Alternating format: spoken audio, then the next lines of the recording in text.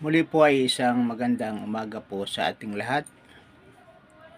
Ngayon po ay araw ng Huwebes, ika-11 sa buwan ng Setyembre. Ngayon po ay dadako po tayo sa isang topic tungkol sa tamang pagpapalaki ng mga anak. Tayo pong mga magulang, may pagkakataon na nagtataka tayo bakit lumalaki na ang isang bata na isang matigas ang ulo, o minsan hindi siya sumusunod sa mga magulang. Kaya sa mga oras na ito, pag-uusapan po natin ang tungkol sa pagdidisiplina sa mga bata.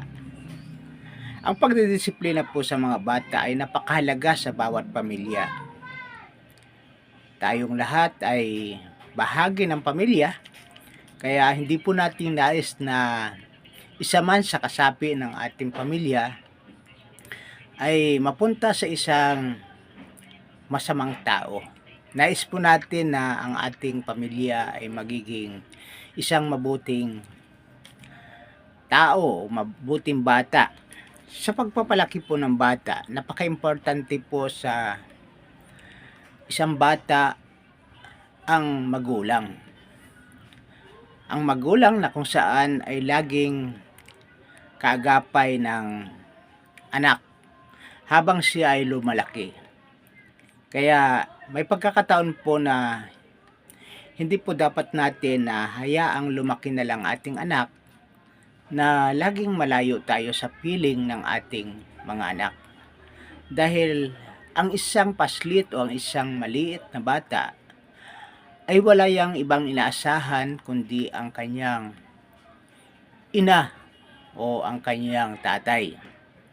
Kaya hindi po dapat na tayo lagi ay nawawala sa piling ng ating mga anak, lalo na kung ito ay sanggol na sa kanilang paglaki ay lagi nilang kasama ang nanay.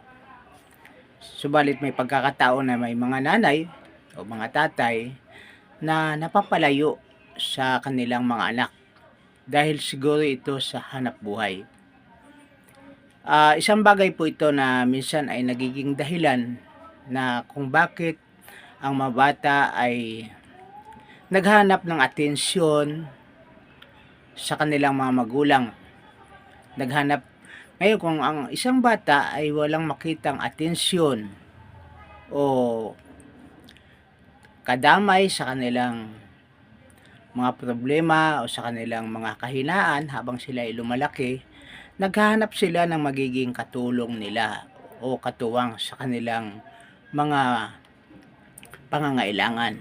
Kaya minsan natatagpuan po ito sa barkada, sa mga kaibigan. Okay lang po kung ang mga barkada ay nagiging maayos na barkada o nagiging ehemplo sa kabutihan na nag-iimpluwensya sa ating mga anak.